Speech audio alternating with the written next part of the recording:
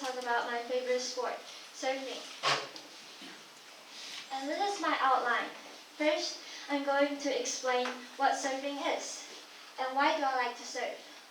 Next, I'm gonna go through some basic knowledge that you must know before you go to surf. Last but not least, the things I learned from surfing. And I would like to do a quick survey. Does anyone have surfed before? Could you please raise your hand? Okay, good. Seems like very few people have surfing experience. So what is surfing? I believe that most of the people think that surfing is something like this. Or like this. Much cooler because surfing in a pipeline. And like this. But actually, most of the time you're looking like this, this, and this. And about 70% in the sea, you're just paddling. This is paddling. Because you need to paddle out to the area called outside, which is the place you can surf. And the waves don't wait for you. So you need to paddle, paddle, and paddle. As fast as you can, as hard as you can to survive. Hearing this, you might want to ask, if surfing is not wonderful as I thought before, then why do I still like to surf? And I'll explain in a minute. And this is the picture which shows the surfing spot in the northern Taiwan. And you can see like such as Daxi, and I think this is Jingshan and Zhuwei. There are a lot of surfing spots in Taiwan.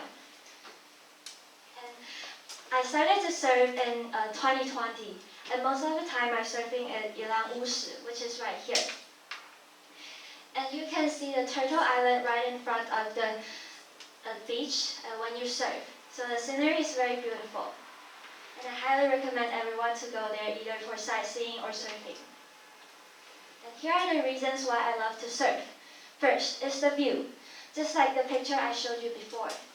And I found it really refreshing and relaxing to watch the sea. And the second, surfing is extremely fun because every wave is different.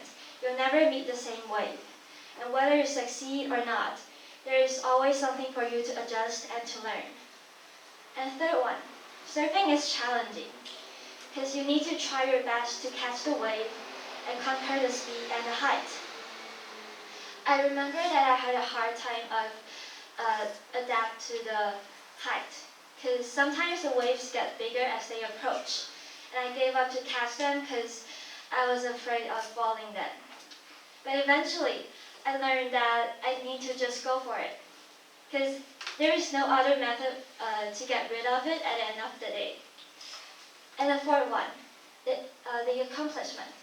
Just like I mentioned, I was afraid of height before, but now I'm really quite get used of it, and I'm really proud of myself. So surfing is a very honest sport. The more practice you make, the more improvement you'll get. And here are the things you need to know before go to surf. First is trust the locals, because they are the people who know the place best. So don't be shy or afraid to ask them for help.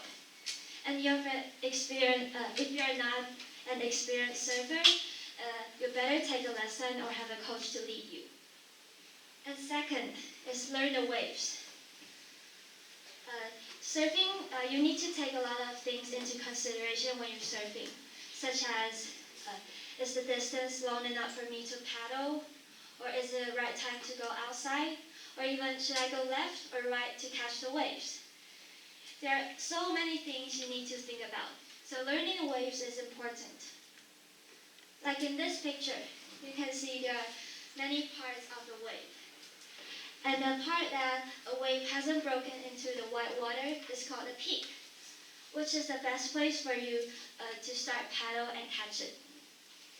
And you should go this way, in order to have the longest time to stand on a board and not to be crushed by the white water.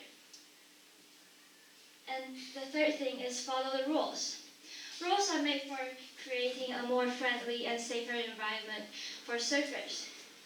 So such things like don't drop in, don't steal other people's waves, and communicate in order not to bumping together.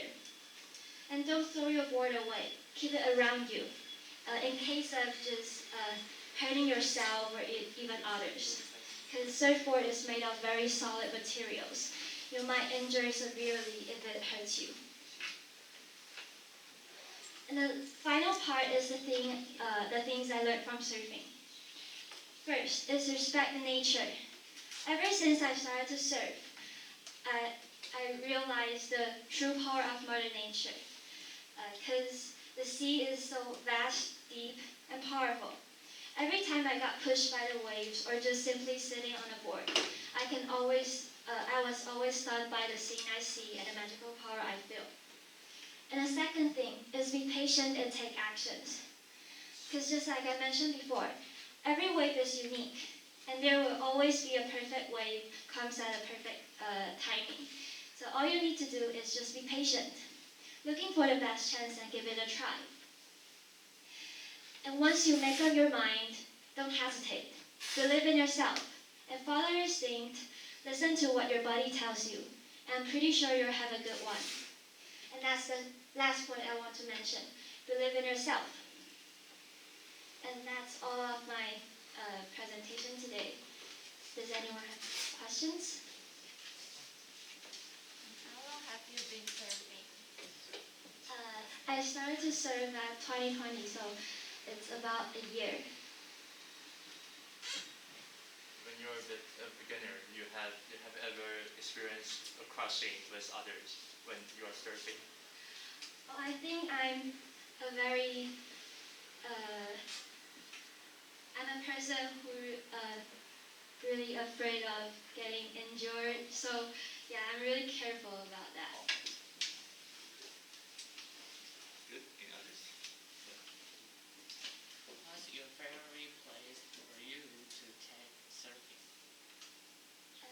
Pardon, could you please repeat the question again? What's your favorite place for you to surfing? I like to surf at Wusu because that's the kind of my comfort zone. I know the place the best, so that is my favorite place to go to surf. Before you start to surf, and don't you think that surf is a little bit dangerous? I didn't think too much then, but actually after my first surfing lesson, at first I feel like I made a wrong decision because the waves are too powerful for me, and I think why am I choose to take that lesson? But yeah, I already paid that money, so I just take all the lessons and graduate. I don't afraid of that. Do you still pursue surfing as your hobby? Like, how often do you go to the beach and surf? Usually I go to surf like once a week, but when I go to college, I didn't have that much time, so I haven't go to surf like for months.